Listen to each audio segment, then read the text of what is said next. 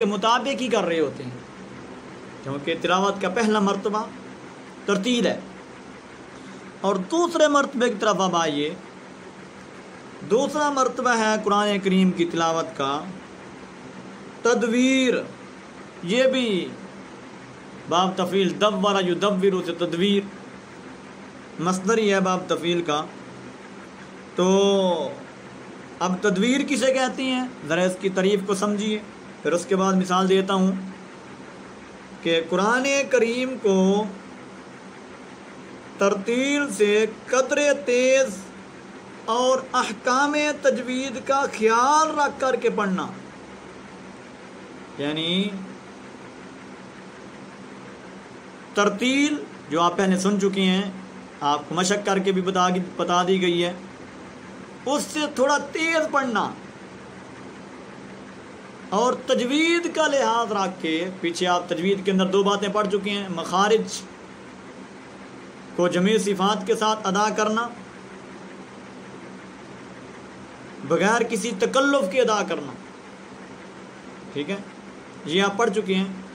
ان چیزوں کا خیال رکھ کر کے ترتیل سے قدرے تیز پڑھنا تدویر کہلاتا ہے۔ فار ایگزامپل، جیسا کہ نماز میں جب قاری امام نماز پڑھانے والا جب تلاوت کر رہا ہوتا ہے تو وہ تدبیر ہوتی ہے۔ مثلا الحمد للہ رب العالمین الرحمن الرحیم مالک یوم الدین ایاک نعبد و ایاک نستعین۔ یہ ہے تدویر، یہ دوسرا مرتبہ ہو گیا تلاوت کا،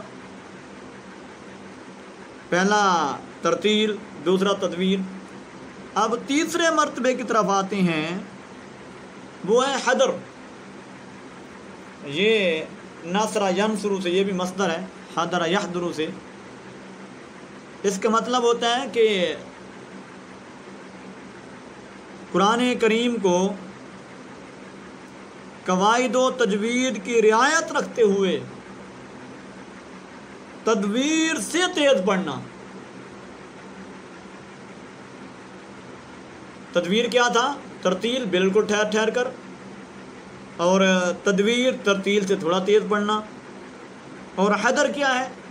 حدر تدویر سے تھوڑا تیز پڑھنا، لیکن قواعد، مخارج، صفات، جہاں صفت قلقلہ ہے اس کو واضح کر کے، جہاں صفت صفیر آ رہی ہے اس کو واضح کر کے، اور جہاں حرف زار ہے اس کو واضح کر کے، حروف صفیریہ علی صبیہ، یہ بھی انشاءاللہ اگلے سبق کے اندر آہستہ آہستہ آگے بتائیں گے کہ حروف کی قسمیں اور ان کے نام، یعنی ان کو ہر حرف کی جو اپنی آواز ہے ان کو واضح کر کے تدویر سے تیز پڑھنا، یہ ہے حدر۔ مثلا یوں سمجھیے کہ جس طرح قاری قرا نماز تراویح کے اندر پڑھتے ہیں، اس طرح شیخ سدیس پڑھتی ہیں، شیخ شریم ہیں، اور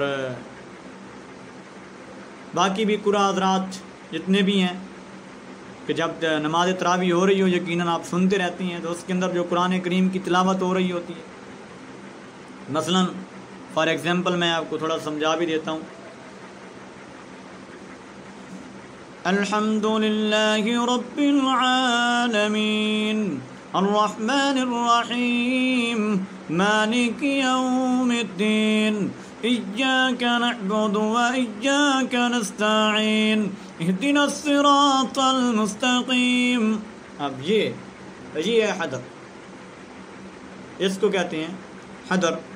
تو یقیناً میرے بھائی آپ سمجھ چکے ہوں گے کہ تجوید کی تعریف کے بعد کہ تلاوت کے مراتب کیا ہیں، 3 مراتب ہیں، وہ آپ کے سامنے بیان کر دیے گئے، اور ان کی ایگزامپلز بھی، مثالیں بھی دے کر کے آپ کے سامنے وضاحت کر دی گئی۔ اور اس کے بعد ہمارا جو تیسرا پوائنٹ اور تیسرا ہمارا ٹاپک آج کے درس کے اندر، آج کے لیکچر کے اندر جو سب سے اہمیت والا ہے وہ یہ ہے کہ تجوید کی تعریف بھی ہمیں پتہ چل گئی، مراتب تلاوت بھی پتہ چل گیا۔ اب یہ ہے کہ قرآن کریم کو پڑھتے وقت جو غلطیاں ہوتی ہیں وہ غلطی کس طرح کی ہوتی ہے، اس غلطی کی نشاندہی کرنا مقصود ہے کہ عربی زبان کے اندر غلطی کو لحن کہتے ہیں، یہ بھی مصدر ہے۔ اس لحن کی دو قسمیں ہیں، ایک ہے لحن جلی، ایک ہے لحن خفی۔ اب یہ دیکھیے کہ سب سے پہلے آپ لحن کی ذرا تعریف سمجھ لیجیے۔ لحن کی لغوی معنی تو اس کی غلطی کی ہے نا، اور آگے اس کی جو اصطلاحی تعریف ہے، حروف کو تجوید کے خلاف، دیکھیں جو ہم نے پیچھے آپ کو تجوید کی تعریف بتائی ہے سب سے پہلے، اسی وجہ سے آپ کو تجوید کی تعریف بتائیے کہ ذرا اس کو ذہن کے اندر رکھیے۔ حروف کو تجوید کے خلاف غلط ادا کرنے کو لحن کہا جاتا ہے۔ اب یقیناً آپ کو لحن کی تعریف سمجھ آئی، اور اس کے بعد آپ اس کے آگے دو قسمیں بن جاتی ہیں، ایک بنتا ہے لحن جلی اور ایک بنتا ہے لحن خفی۔ لحن جلی کیا ہوتا ہے؟ لحن جلی کے معنی واضح اور بڑی غلطی کی ہیں، یعنی اس کے واضح معنی اور جو بڑی غلطی ہوتی ہے نا اس کو لحن جلی کہا جاتا ہے۔ یوں سمجھ لیجیے، قرآن کریم کو پڑھتے وقت جو غلطی ہوتی ہے جس کو بڑی غلطی شمار کی جاتا ہے وہ لحن جلی ہے۔ اب لحن جلی کی کیا تعریف ہے کہ حروف کے مخارج، صفات لازمہ اور حرکات و سکنات میں غلطی کرنا، یہ لحن جلی کہلاتا ہے۔ اور یہ غلطی کرنا، یہ تقریباً کتنے پرسنٹ لوگ یہ غلطیاں کرتے ہیں؟ یقین کرو آپ جس بات کو جانتے ہوں گے، آپ دیہاتوں کے اندر جا کر کے دیکھیں یا پھر اپنے علاقے کے لوگوں کے اندر جا کر کے دیکھیں، کتنے پرسنٹ لوگ ایسے ہیں کہ بڑی بڑی ڈگریوں کے مالک ہوں گے، ڈگریاں بڑی بڑی ہیں ان کے پاس، لیکن قرآن کی ان کے یہاں کوئی اہمیت ہی نہیں ہے۔ ایسے پڑھتے ہیں جیسے انہوں نے کبھی قرآن کو سیکھا ہی نہیں، اور ان کے دل کے اندر اس فرقان حمید کی، قرآن حکیم کی، آسمان سے آنے والے وحی کی کوئی اہمیت اور فضیلت ہی کوئی، وہ ایسے قرآن کو پڑھ رہے ہوتے ہیں۔ تو یہ بڑی بڑی لحن جلی کر رہے ہوتے ہیں۔ تو یہ بتانا آپ کو مقصود ہے۔ اب یہ حرام ہے قرآن کریم کے اندر کرنا، یہ غلطی کرنا حرام ہے، انسان مجرم بن جاتا ہے۔ تو لحن جلی کی اب اقسام آپ حضرات کے سامنے مختصر وقت کے اندر بیان کرنا چاہتے ہیں۔ تو سب سے پہلی قسم دیکھیے کہ ایک حرف کی جگہ دوسرا حرف پڑھ دینا۔ لحن جلی کی پہلی قسم کیا ہے بھلا؟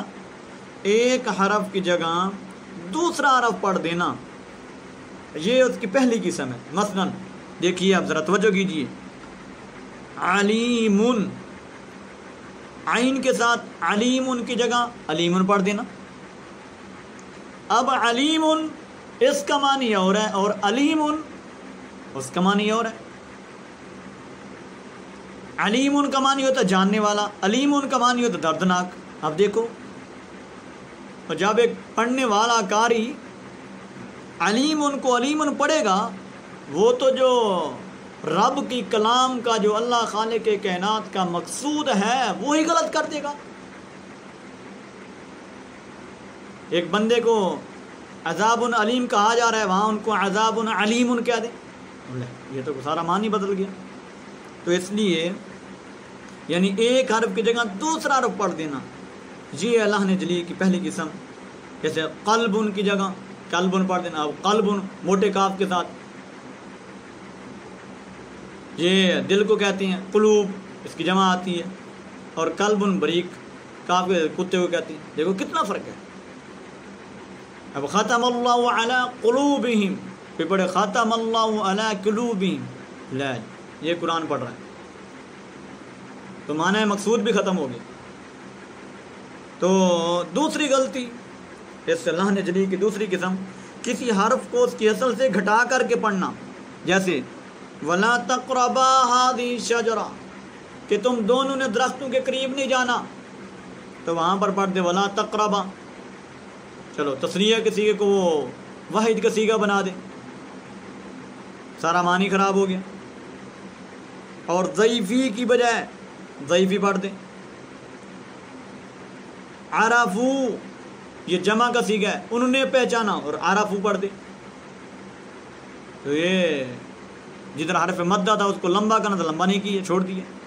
تو یہ بھی ایک بہت بڑی غلطی ہے.